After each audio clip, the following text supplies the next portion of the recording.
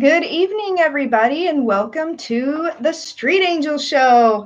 My name is Mandolyn Reese. I've been wearing feathery angel wings and running around as a public figure all over the country, different cities and states, and some parts out of the country promoting kindness. And it is officially showtime for this episode about love. And I got a really exciting niche topic to talk about. But yeah, I've been promoting kindness and positive messages like universal humanitarian stuff, making sure it wasn't upside down because I'm a dork sometimes. So anyway, so my show is all about, love and relationships, self-love, and topics related to that stuff. But basically the whole goal is to help others. Like that's my all-encompassing stuff, as well as helping people kind of ascend, have higher consciousness, enlightenment, whatever I can do to help people's lives. So I'm not going to wear these glasses the whole time. I just wanted to introduce myself and wear them because they're cool and sparkly and cute and all about love and my little headband here. So anyway, tonight's topic I'm actually a little nervous about because we're going to be talking about some exes and relationships and love experiences and basically about twin flames. And so I have special guests, a couple, and they say they are twin flames and they want to share their epic love story, how they met, and they have written a book, which will be more to come. So let me, without further ado, go ahead and just bring them into the studio and let's get on this topic because it's very rich. There's so much to this topic and there's so much I can say and we just need to get to it. So welcome, Justin and Michelle White. Hello. Hey, everybody. Hi. So they are located in Portland, Oregon? Yes, are located in Portland, Oregon. So have the protests died down yet or not really? They started up again last night. Oh, God. Smoke cleared. I was just wondering because so I met Michelle. Did I meet you with that little twin flame tea thing? Yes, it was. Yeah. We were hosting a twin flame talk with I tea. thought that was epic because I was really interested in the whole twin flame thing since 2012. And so I'd been kind of researching it and reading everything about it I could. And then I spent 4.5 years in LA, but I spent a year out near Portland, Oregon. And I just happened across this event on Meetup about twin flame chat tea. And I was like, what? I have to go. So I go and I meet this lovely lady, Michelle, and I remember her telling me a little bit about her Justin. And when I met you, though, weren't you still married? You were married and like you were going through the change and like trying to figure out how to be together. And it was like this alchemical blast. Yes, that's very accurate way of putting it. We were both still married to our longtime spouses. And we'd met each other. We both knew that we were seeking something. And we went looking in a lot of places because we weren't getting what we needed out of the relationships we had. We compromised a lot and we felt like there was something missing. So we went looking for it and we found each other, which we never intended to happen. And you can read about that in the first chapter of the book. It was like divorce will never happen. We'll never be together. This is purely about physical needs being met. And when you met us, we were right at the precipice of really beginning to understand what twin flames were and the inevitability of who we are and our mission, and that we had to be together to do all of that. And that was really very, when I met you, going on. Yeah, it was really fascinating, actually, hearing your story. And I edited your name just a little bit to have like your last name, but it kind of cut off the website. So that's twinflamewarriors.com. It's pretty easy. Yeah, twinflamewarriors.com. So like, how did I gotta ask, because you guys kind of met in an affair, which is, people could be like, oh my God, scandalous, but it's like you felt this like earth shaking experience on your first kiss that was just like, what was that? Yes, and we both felt it. Yes, we did. That's really cool. Really shocking. All I remember is the moment that it happened. It was no feeling I've ever felt before, and it's still to this point so hard to explain. But there was a lot of, I always refer to it as one of those movies that you see where they portray something like that. But then it was actually happening to me, and had never happened like that before. So I knew whatever was going on, whatever connection that we had just in that one moment, it was like it was meant to be. It's so hard to explain, but I know I looked at her the moment afterwards, and I was just like, "What was that?" Yeah, I read the first chapter there, and it describes that, and I was like, "Wow, that's really cool." Like, I mean, do you feel like there really is just one twin flame? Like, I mean, that seems, I'm getting conflicting stories and like some of the internet, and there's just so much diverse stuff. And like, some people say, oh, you have a couple of twin flames and then a whole bunch of soulmates. And then I'm like, well, I've always been led to believe there's just one epic soulmate. I mean, twin flame, other half of your soul kind of thing. Right. So I've actually spent a lot of time lately, invested a lot of time in creating a few infographics, and I can kind of give you a real quick soundbite of each of those. Not everybody brings a twin flame to every timeline, every journey. Some souls, when they leave part of their, because let's talk about, let me step back for a minute. The definition of a twin flame is one soul split into two bodies for the divine purpose of completing a mission that would otherwise be unable to be completed with one body on this 3D place that we are. So that's the definition of a twin flame. The definition of, and I like to talk about the soul that we just mentioned being a song. Your soul is a song, and it's very unique. Any song note only has the notes that it has, and that's what makes it definable. So our souls are like one song that we both sing, and a soulmate that you might meet wouldn't have an identical song. It might sound very much the same. Like sometimes you might hear a song start on the radio and you think it's one song, but it's really not. That's kind of how a soulmate, their soul sounds, and as opposed to a flame, which has an identical soul song. Yeah. I know this is a really inopportune time to say this, but I'm really having a hard time understanding you with your bad connection. Are you able to plug, like not use Wi-Fi? Are you able to plug directly into your box or anything? Or is any way to end it? We're plugged into our box, our gateway. Yeah. Okay, good. Well, I don't know why it's kind of sounds cutting in and out, but it's such an epic topic. I wouldn't doubt it if. Is it the microphone that we're not close enough to? I don't know what it is, to be honest with you, but I'm doing my best to hear. So yeah, so you say, I've read that too, where it's like you come together in union and you're supposed to tackle a big mission and stuff.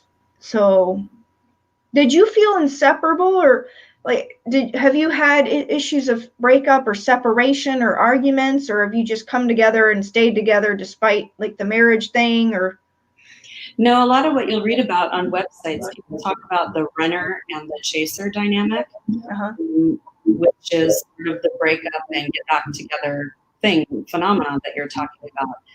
And that very much was alive, I guess, with us. We don't really like to use those terms. We really like to think of it a different way. We think of it more as like neither of us were ready. We weren't running from one another. It was inevitable. We knew we were going to be together, but we were just taking these paths and byways to the side to do the things we needed to do before we could be together to do that great mission. And I guess, because running away kind of seems like going in a totally opposite direction. And when you're a twin flame, that doesn't work in the end run. Yeah.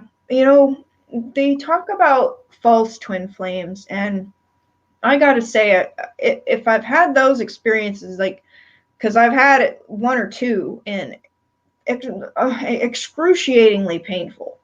Like, I mean, the whole reason, like, I guess I was hung up on one dude, which I'll say is an idiot, for like 5 years, because I thought in my head that he was my twin flame, but he never seemed to give a damn about me. And I was like spinning my wheels, and I was like, finally, I was like, something ain't right here. I feel like it's like, you know, the whole donkey chasing the.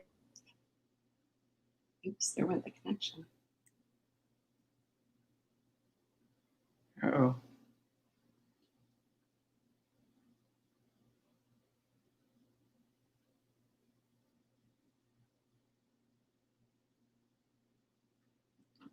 Hmm.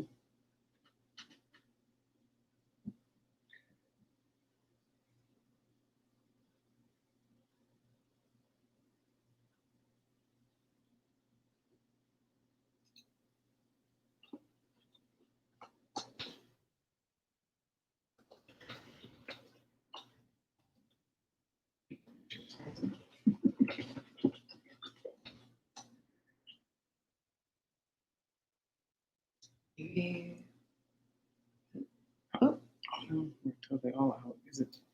It's not our It says live 11:05. Well, I don't know if we're still on live, but we might as well talk a little bit about this. One of the things that Mandolin was looking to ask questions about was a soulmate and a false twin flame. And I want Justin to give some of his thoughts on this too, because you know, he'll have a different set of words to apply to it. A soulmate, you can have many. A twin flame, you can only have one. And to that end, we don't really believe in false twin flames. We believe in soulmates. Soulmates, yeah. Yeah. You know, and look, I like the description of the song because it makes sense to me that, you know, it could be one note off or something. That's what a soulmate is. It's just, they're not the perfect, they can't be a twin flame because of that resolve. And you just communicate totally different on a different level when you are with your twin flame. It's so easy to recognize. Things go together. Gosh, I don't know. I know we were getting ready to talk about arguments and things like that. You reminded me of something though that we should mention. If hopefully people are still able to hear us, is that soulmates and twin flames both exist for a big reason to teach us lessons in this lifetime. We chose them before we came here. We chose them to be the connections that they are and to provide opportunities to learn lessons. Oh, I think Mandolin came back. We were trying to carry on. It still said live for us, so we were talking. I feel like I was like assaulted by a hacker or something. It's like this message came up and said like, your connection's not private and something's wrong. And I was like, what on earth is going on here? Oh, the sound is so much better on our end now. You sound so much more clear. Okay. Yeah. Sorry, everybody. We're back. But yeah, you know, I've heard that when you try to talk about really epic topics and spirituality, sometimes you get assaulted by the darkness. And I don't know why like that is. But okay, let's get back. Where were we? So what we were talking about in your absence was kind of going over the idea of soulmates versus twin flames. They're both there. We created contracts with both kinds of other souls to bring to this timeline. If we brought a twin flame with us, we at least brought soulmates because we need partners and helpers to guide us and to partner with us and help us learn lessons in this timeline. And so the thing is, your soulmate is there to teach a certain amount of lessons, and you have a soul contract with them that lays all the agreements that you have between each other out. Once those are completed, your soulmate relationship has come to a close. But a twin flame relationship, we discovered, does not have a contract because we're one soul. You can't have a contract. I mean, you can say you can have a contract with yourself, you can speak a contract with yourself, but it's not like having a contract between two separate entities. We sign contracts with everybody else to be there and guide and be soulmates who are really important to us and ultimately got us back to each other. Yeah. I mean, it's a huge thing, like topic. Maybe I was cut off because I don't know why, but like, it's just, I just know that I had hung up on previous people wondering if they were, and then I started doing this. I found this really epic twin flame prayer somewhere on the internet, and it was kind of long. And I printed it out and I started saying that prayer every day off the paper. And literally one of the people that I thought it might have been literally cut me off, like stopped talking to me completely. And I was like, what? Whoa, you know? And so that abrupt, kind of brutal ending, which was very hurtful, forced me to kind of move on. Right. You know, and I've now, like, I've gotten into a new, this new beloved partnership. And I will say, it's been the most epic, like, true love kind of feeling partnership, who's giving me all that love and attention and time and everything that I'd always wanted from these previous people that never gave me anything and like didn't reciprocate anything. And so it's been an interesting journey. And but I do want to talk more about, I gotta ask, this is what I got hung up from something earlier on a different topic, but how did your spouses handle this change? Like when you were like, oh my God, like I met my person and we have to be together now. Like, was that rough? Yes, it was incredibly painful in both instances. As will be told in, the books. We're telling both of our stories. We're going to be telling both sides of the story and how we came at it from our separate paths to find each other and join paths. And when that moment when we had to, when I had to own up to my husband of 19 years and tell him, I met someone else. I am in love with someone else. And he said, it was so hurtful. It was terrible. And he took it really hard. To be honest with him, and I'd been cheating on him, and there was that hurt to look on top of knowing that, maybe he felt about me a way that I couldn't return, that I'd never been able to return the right way. And it was hard, but the way that I got through it was to just commit to telling the truth. I lied so much to so many people up to that point that I was just like, this is the stake in the ground. There's not another lie coming out of my mouth. There just isn't. And from that moment forward, that was kind of my lodestone. Was this was really hard. This really sucks. This really hurts. But it's going to be for the better in the end, and it's true, and it's real, and it's my truth. So I think Justin has a different.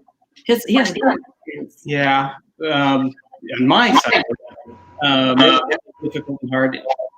I mean, my ex-wife, is still my best friend, and probably will always be, and was supposed to be part of this path that we were on.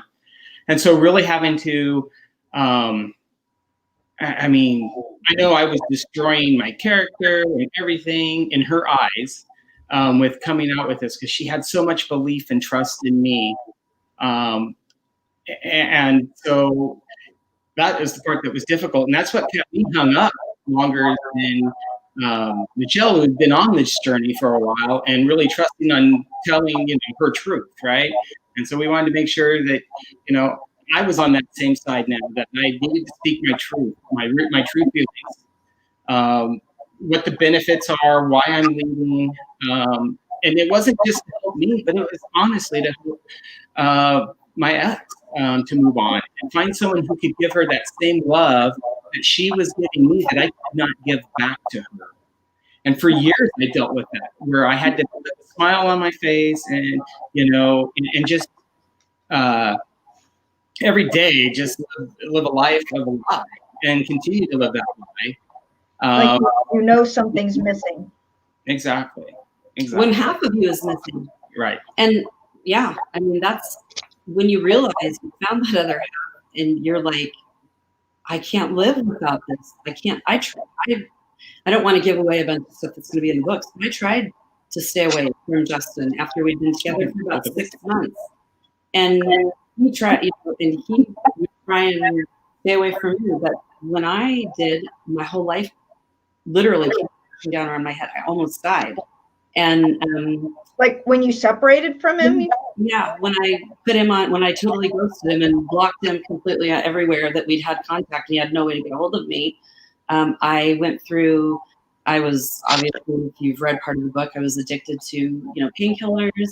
I my body was in terrible shape, and I was on some medications to help control my blood sugar and stuff, and my body just started to shut down. I went into kidney failure. My liver was affected, and they, I was going to die. And it was at that moment that I had to save myself.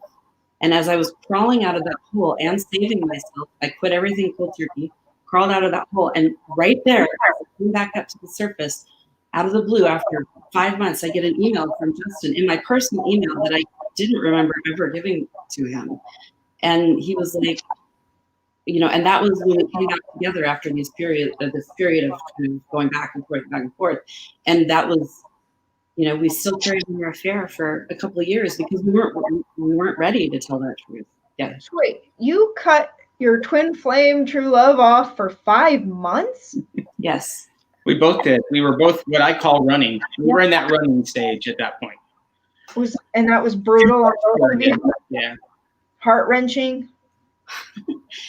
It was, but I didn't realize it at the time. I was in more pain and more fear and more taking more drugs and dead in myself. I didn't realize it was because I was literally trying to cut off the other half of myself.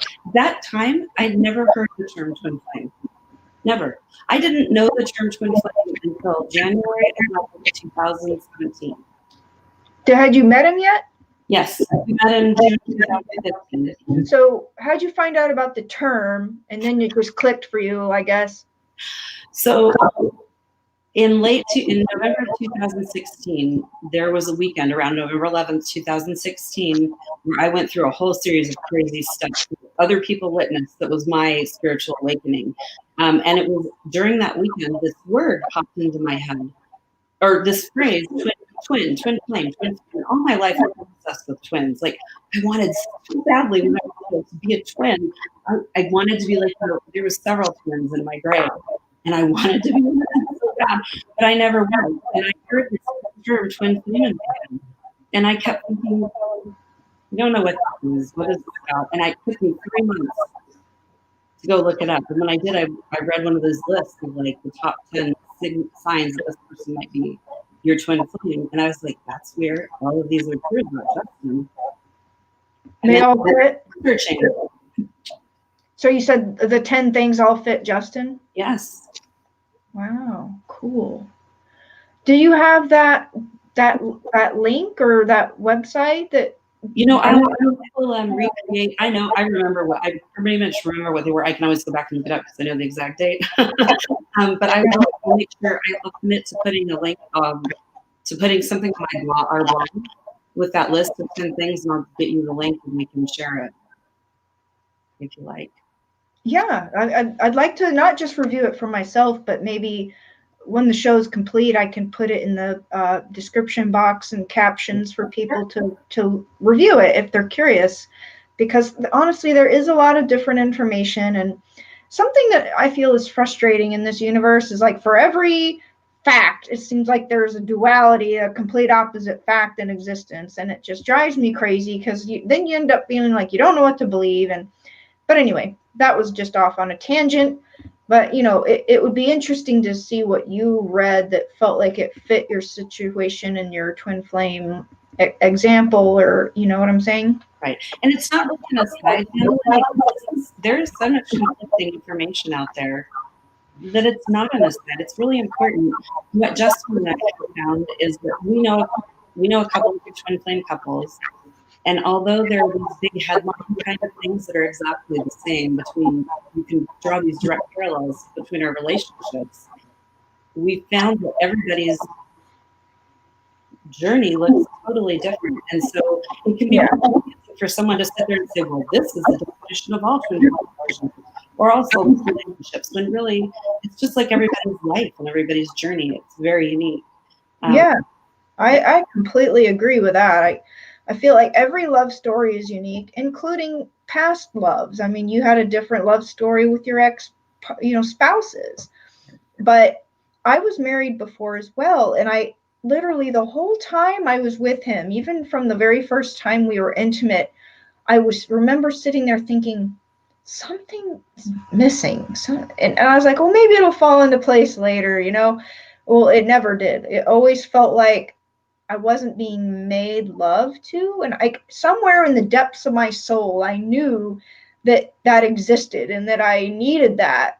And I just never had it in my marriage, like the way that I was foreseeing. Because when you get married, you know, we're taught as humans, Right. Your marriage is supposed to last forever. It's supposed to be your life partner. You're going to grow old and die. But as many of people end up 50% divorced, you know, will say it's not always guaranteed. It might not be the end of the road or your end all be all. And so, I mean, what would you say? Do you feel like you have this unconditional love with each other that everybody always wants, an unconditional love situation?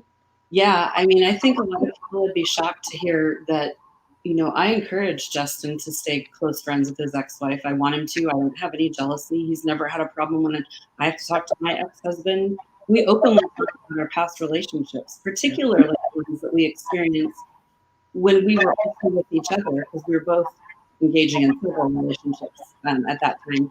And we talked about the people that we met and what we learned from them and how their stories impacted our connection. Right.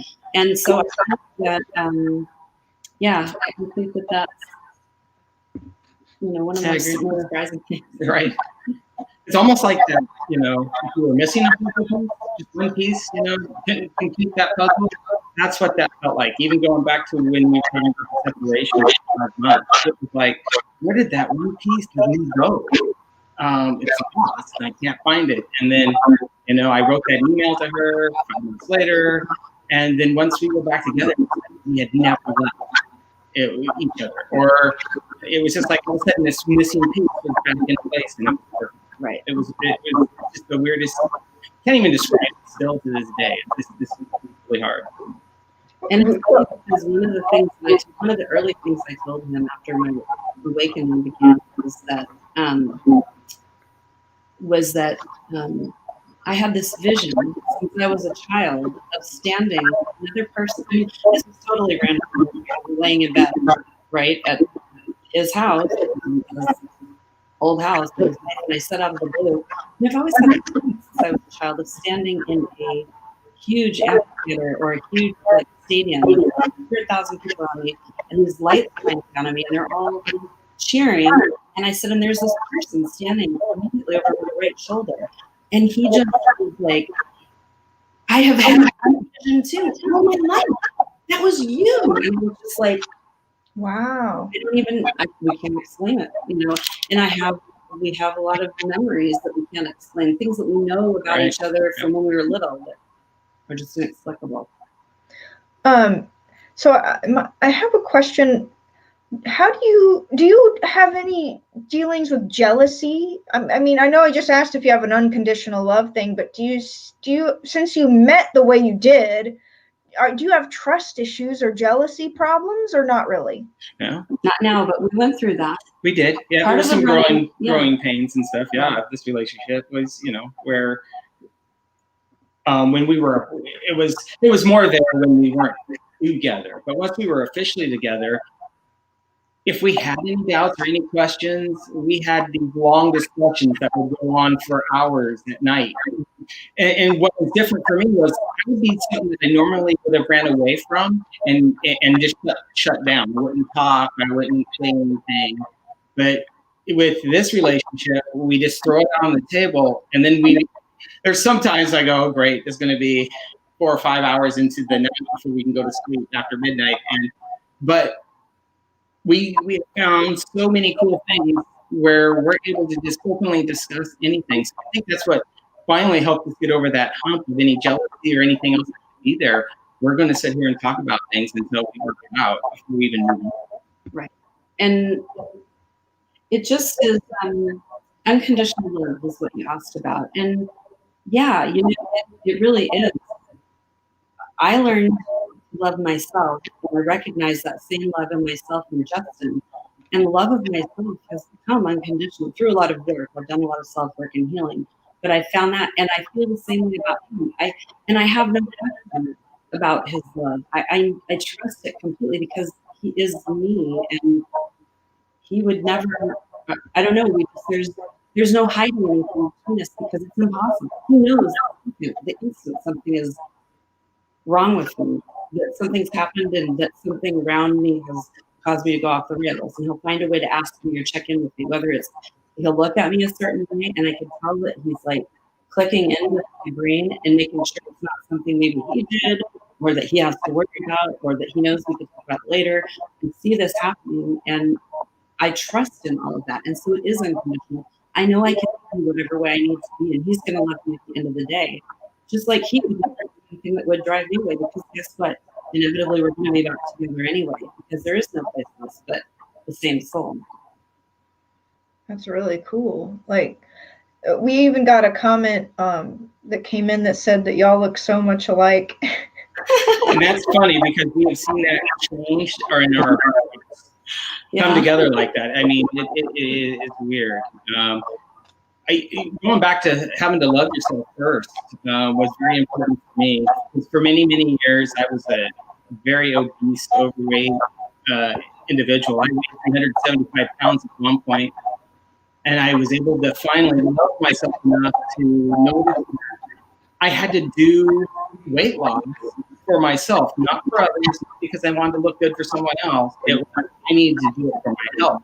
And I dropped 150 down to 175 pounds. It took work and it took a lot of stuff, but at the end of the day, it was me loving myself and looking at myself and saying, hey, I can do this. I don't need to do it for someone else. And that's where I started learning that instead of always being at service with those, you still need to check in with yourself to make sure that you are well as you continue to serve others. So that was the turning point. How long have you been together? 20 years and 4 months. 20 years, 5 years and 4 months. Wow. I was going to say, wait, 5 years. 5 years and 4 months. That's awesome. Yeah, 5 years. Okay. So the beginning was tough. You had a separation that was pretty brutal. And how did you end up coming out of that? Like, you said Justin reached out to you and then you ended up together? Yeah, he emailed me this day in June of 2016. Like I said, after I'd been through hell in the hospital and gone through detox and withdrawal all on my own from all these drugs. And I get this email from him and I was like, oh, how did that happen? And the email said, I don't know. I wish I still had the email, but it said, I don't know why you stopped talking to me all of a sudden, but I think about you every day. And I really just hope that you're doing well. And I wanted you to know that. It was very simple. That was it. Yeah. And I was like, what an email to receive from anybody. Just this pure, it was love. It was just love. He was missing me and I felt it and I knew it. And I was like, I unblocked him. I unblocked him that day. And I texted him, I think, or I messaged him, and right away we just picked up the conversation. It was tenuous at first because I was upset with him for, something that I misperceived earlier on. And that was what had started the whole like going like this, running from each other. And I kind of aired that with him when we got back in touch, and he was like, well, I understand your concern. You can do whatever you need to. Just please don't ever cut me off again, or something like. Well, those aren't exact words because that's not something Justin would say. But that was the meaning of it, and I was like, wow. And so what was really interesting was once we got back together that time, we were just in constant contact. I never used to look for his messages more than every couple days back before, and then it was like every day I had to know, and I was thinking about him. And he was in here and in here in a way that I just couldn't understand once we got back together. Mm. So once you did get back in touch, how long did it take for you to basically get into union? Or that was it took 2018, right? It took about, I'm sorry, I don't have the numbers here. It was about 2 years from when that happened to when I told my husband. And then it was a few more months until he told his wife. And then we were together about 6 months after that. So for 3 years. I'm doing the math out loud. So wait, your secret affair lasted a few years and then you had a separation? No, our affair lasted about 6 months. Then we had the separation for 6 months. Then we were back together, and it was about 3 years from when we were together, 2.5 years. So when we moved back together, to figure it out. Yeah. So you got back together, and that was when you had to kind of, but no, you were in a secret kind of thing for how long, and then you split up with your spouses? Altogether, it was about 3.5 years before you split up with. Yeah, before we had told our spouses. Okay, because I mean, you have. It's like you have to go through a process emotionally, not just where you're like, wow, I really have to address these epic feelings in this person that I need to be with. But then you're processing like, wow, I have to deal with this other relationship and wrap it up. Yeah, with kids. You've had kids, and having to tie up those very regally, like trying to do it the right way, I guess. So it's complicated. It's not easy. I mean, it's not like a very rocky situation. Right. Very emotional. Right. And when people questioned us about being together, and affairs the relationships that come from affairs just end, and that's the assumption everybody has. But we chose this, like with eyes wide open. We knew what things were. We talked about it. We learned about it together, and we were like, "This has to happen." And it was like, I don't know, inevitability is the word that keeps coming from my lips tonight. It was like, and I don't mean that in bad or scary way. It's like a coming home inevitability, really. It feels so safe. And when I am with him and we're together, it feels like being home. But that sense of inevitability, when you're totally installed in another life with spouse and house and mortgage and kids and everything, it was scary from that perspective. But it had to happen. Did you get, in the twin flame community, there's a lot of talk about signs. Did you feel like you either or both ever had signs like in your face, like blown away kind of signs? Absolutely. Can you give an example? Yeah. So without even realizing it, it was 3 years to the day. It was a 3-year anniversary of when we met that I told my husband, our marriage was over and we needed to have a divorce. I came clean with my husband. I didn't even realize it was our 3-year anniversary of meeting until I sat there and looked at the calendar after it all kind of started. We started to talk about it, scream, yell, recriminate about it. And then on the phone with Justin, telling him, this happened today, and he was driving home from work and we were talking. And he said to me, do you remember you looked around you and all the trucks and all the license plates? Yeah. What was it? Every single truck and every single license plate, as he was stuck on I-5 going home, had that day's boots on it, a 6 and a 6 and 11. Right, 6 and 11. Yeah. 6 and 11 on every single car around him, like in a phone number or a license plate. Yeah, it started happening more often than not, too. And then those are the things that I picked up on a lot, where all these numbers are flashed at us.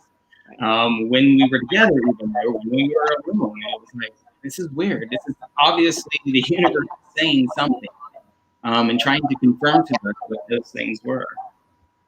Okay, you said 6/11 is how is that significant? So that was the day that was the day that we met, 2015, and then 6/11/2018 is when I told my husband told him the truth, and we knew that we were going to divorce. And it was with the numbers that Justin saw around him on the cars that day as we had that conversation and realized all of this. So 6/11 is like your number. It's like weird, yeah. It's weird. Yeah, it is. So what about 11/11? I mean, they say, oh, that's the twin flame epic number. Like, do you see that a lot, or did you while you were encountering each other? Yeah, we did a lot, and now we'll see it and we'll yell out. He'll be upstairs and I'll yell 11/11, and he'll be yelling it at the same time. It's funny, and it's never. The thing is, we're never looking for I'm not going for it. It's just my eyes will be crossed. I'll be like, well, and he's sure enough, he's in another room. He's seen it at the same time. Or we'll text each other. Our texts cross all the time. Do y'all get along really harmoniously most of the time, or do you also like have these mirrory clashes? Like, I mean, is it like a normal relationship with some arguing, or is it pretty smooth because you're similar souls or like our same soul? What would you say it's like?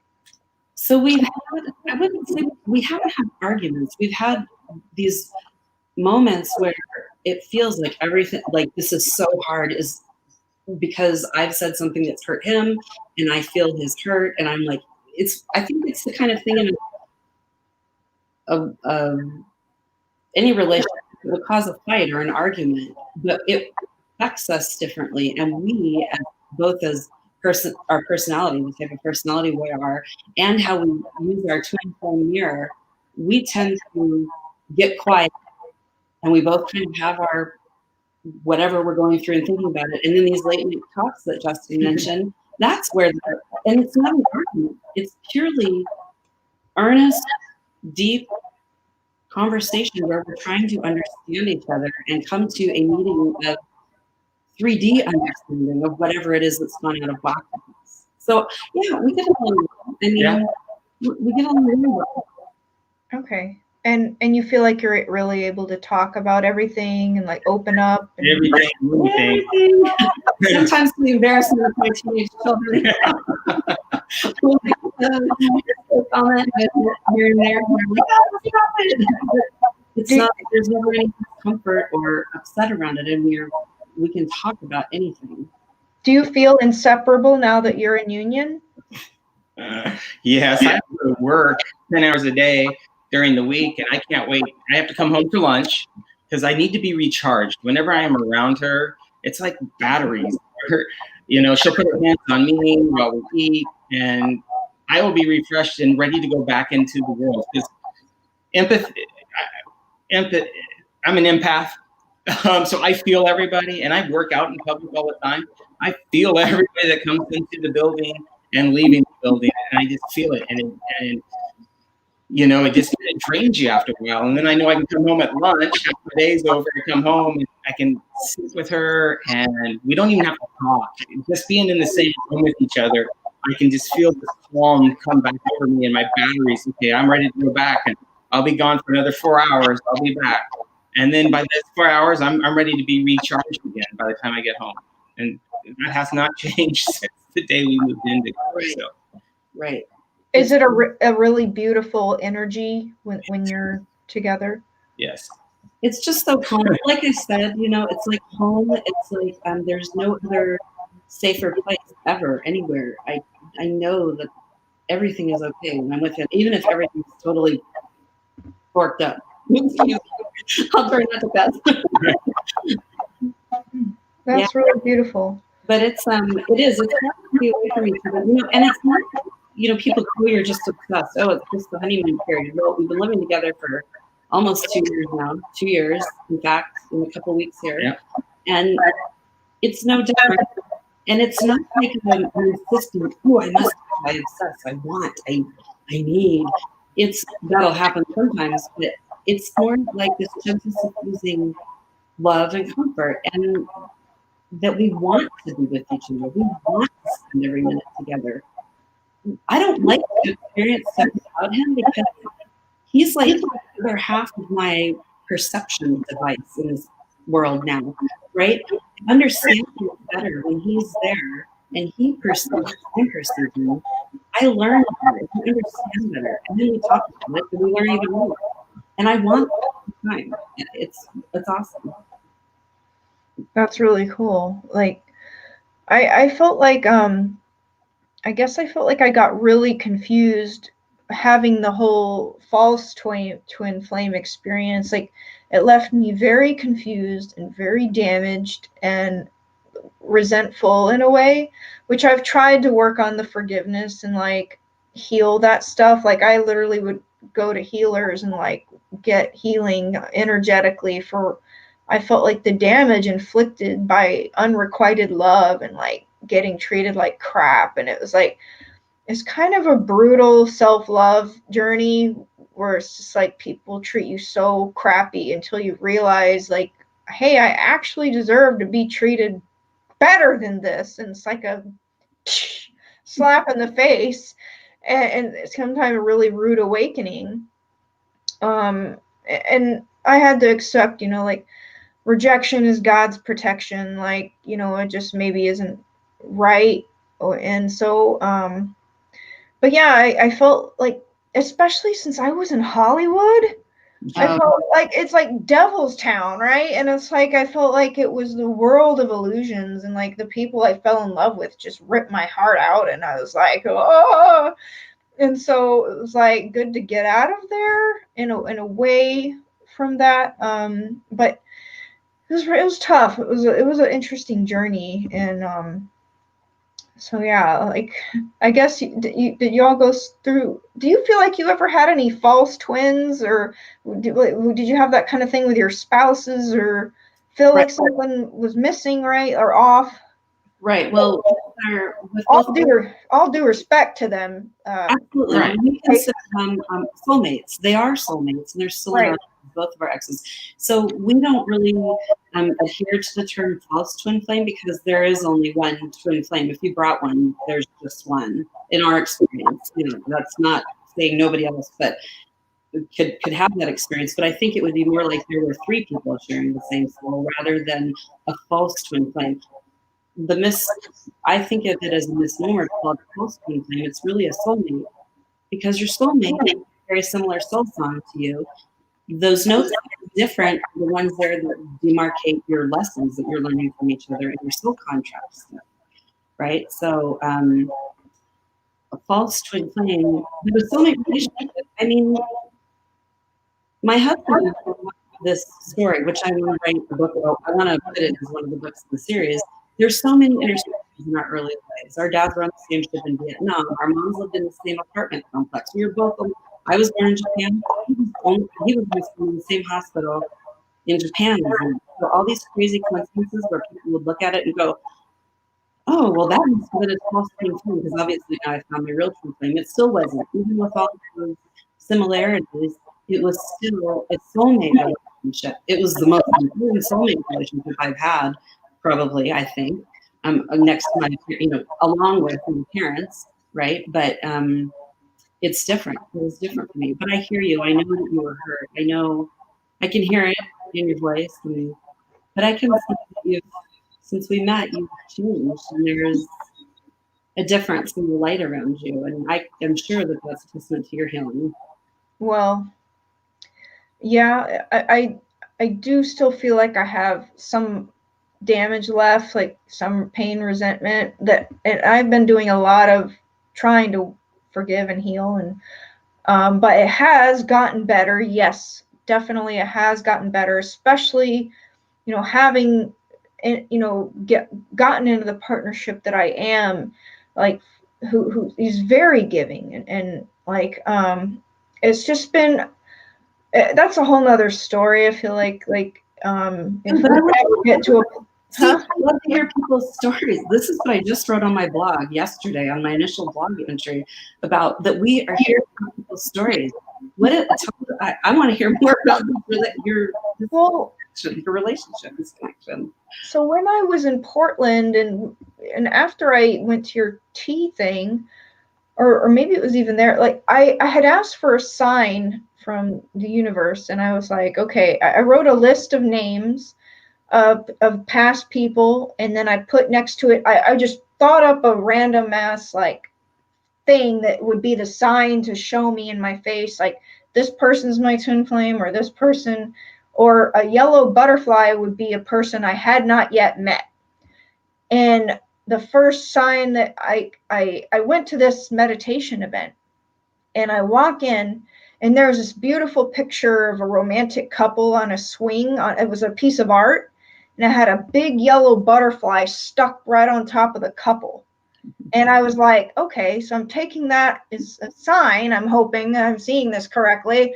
There's a person I haven't met yet. So then I moved to San Antonio, Texas, and last year, and I this guy walks into my life, and it was like love at first sight. And I never had that before, where it was just like immediate something happened, like from just eye contact. I was like, he walked in the door, I was like, whoa. And so without too much detail just yet, I don't know who's watching this, but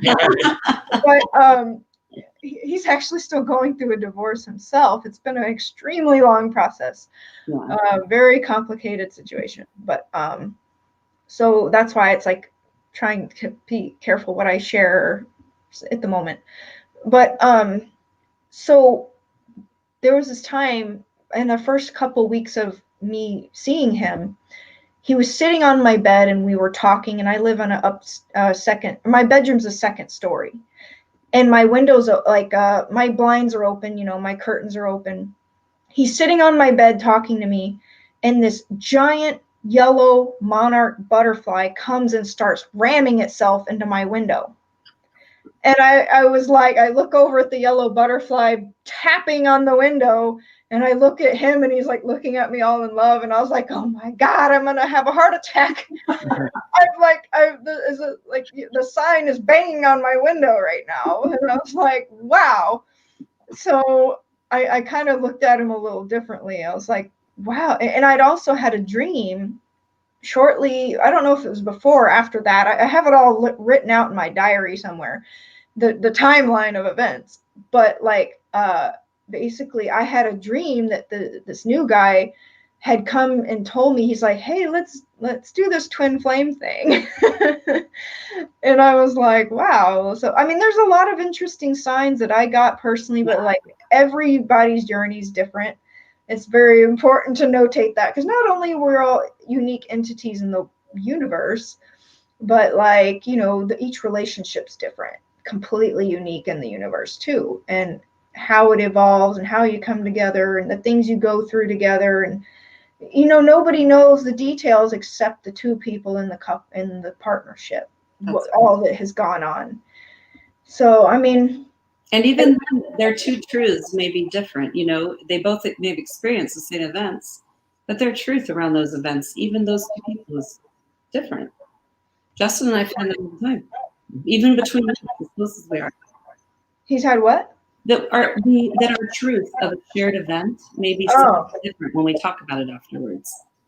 That's cool. Yeah. So just so everybody watching, the audience knows. And what I think is cool also, your last name used to be Black, and like y'all changed it to White when you got together. So that's pretty cool. Yeah. So there are books available on Amazon, and it's kind of a teaser, I gotta say, because just your first and last chapters, like mainly about you're coming together, but because you're leading into, you're going to have more series. How do you think? Do you even know how many you might have until you get the story told? It's like until we get the story told.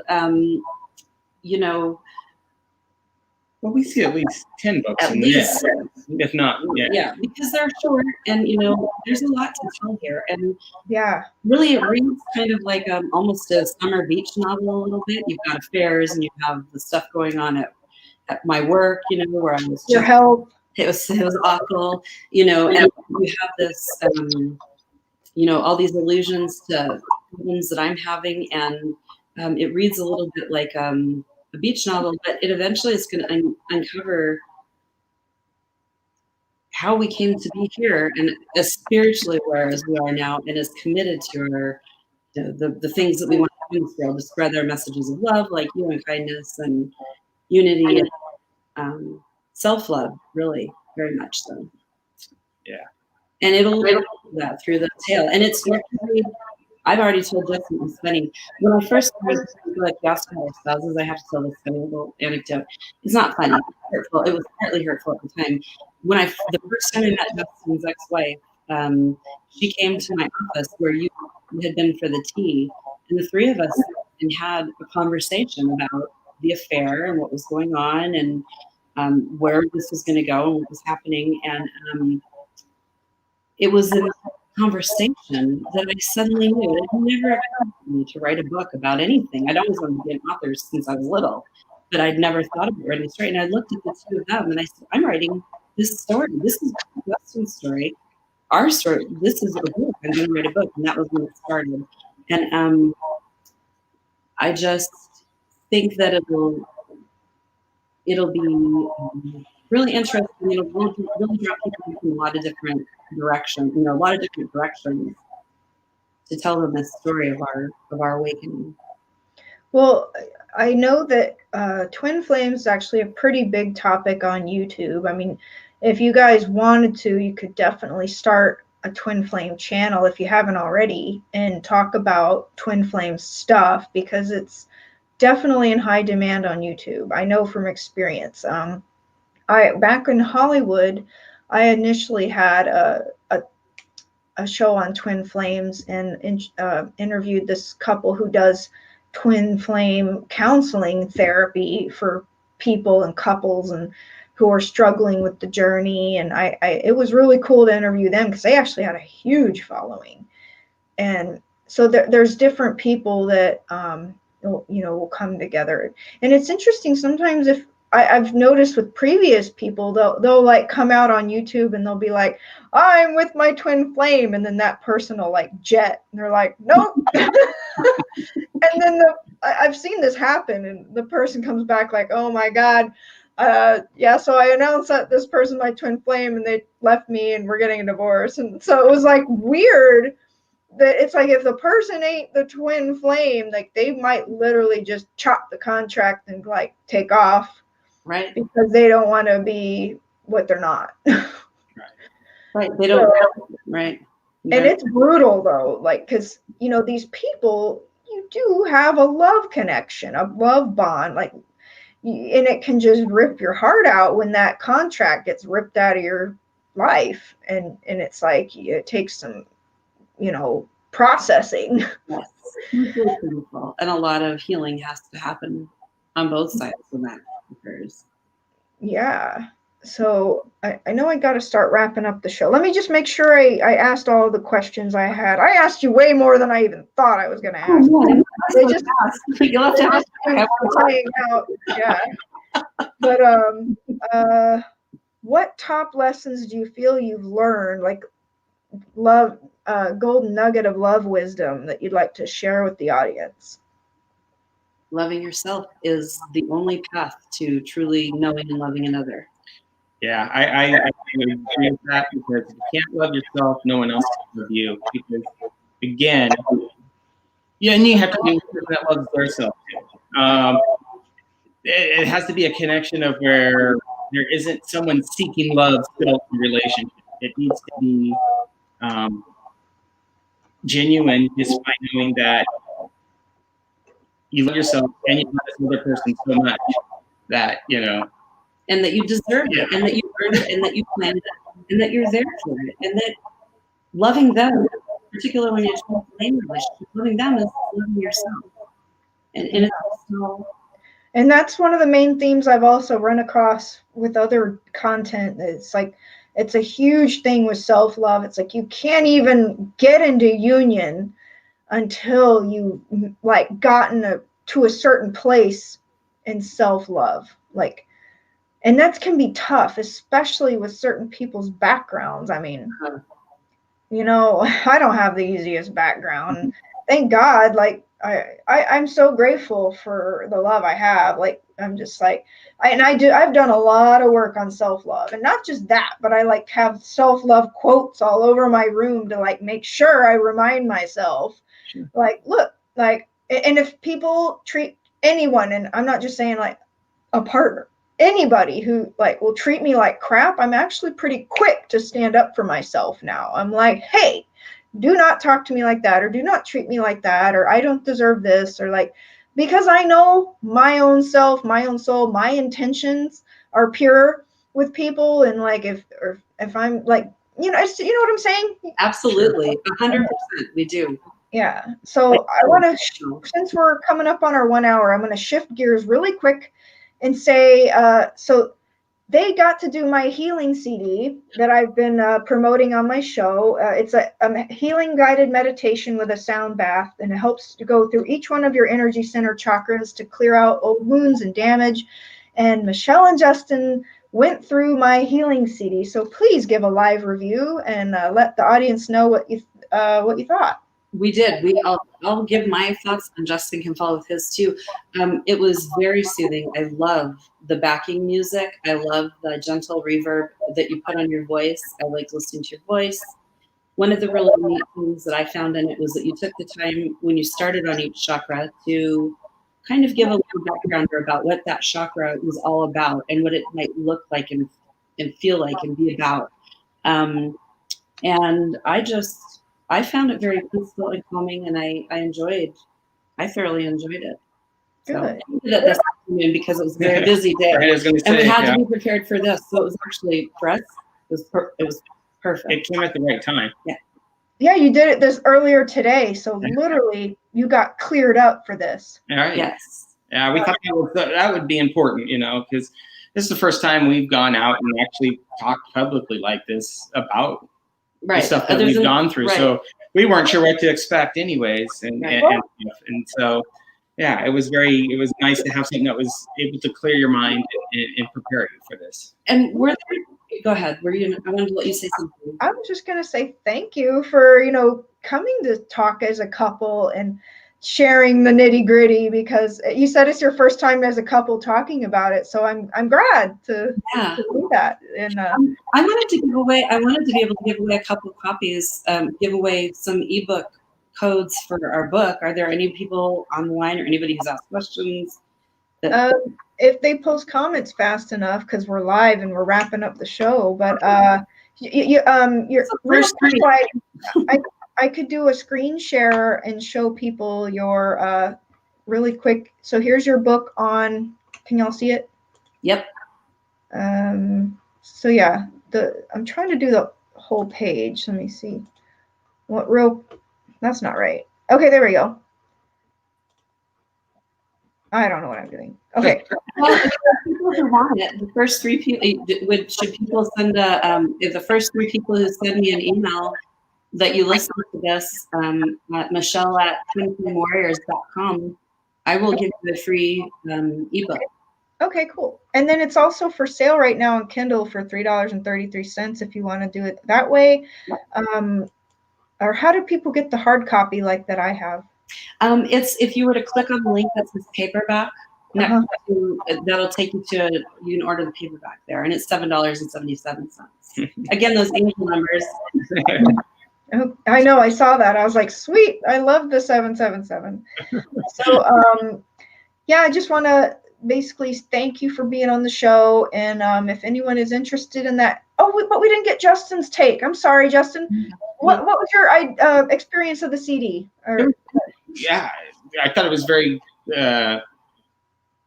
It was great. I mean, everything Michelle said is almost the exact same thing, but I haven't done a whole lot of meditation things either. So walking through the chakras was what I thought was really interesting to do and understand exactly, what that feeling is and what color, each one represented and stuff. So very informative that way, as you're still able to meditate and accept that energy when you're doing it.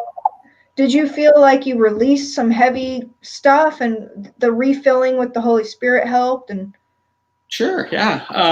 Definitely, like I said, it was a little hectic here earlier in the day and stuff, and we had some things going on, and it was just easy. You feel that just taken away and replaced with, light, just pure energy. Cool. Well, thank you for sharing. And so yeah, if anyone out there is interested in trying the healing CD to clear your chakras and energy and feel better, it's available on my website, $25. Includes shipping. And so, all right, that concludes our show. And thank you. Many blessings to Justin and Michelle for your time and sharing your beautiful love story. And may we be in touch, and I want to keep following what you guys are up to. Yes, we'd love to be back sometime when you're ready for us. Yeah. Thank you. Love everybody out there. Thank you. Love. All right. Bye, everybody. Good night. Bye. Thank you, audience.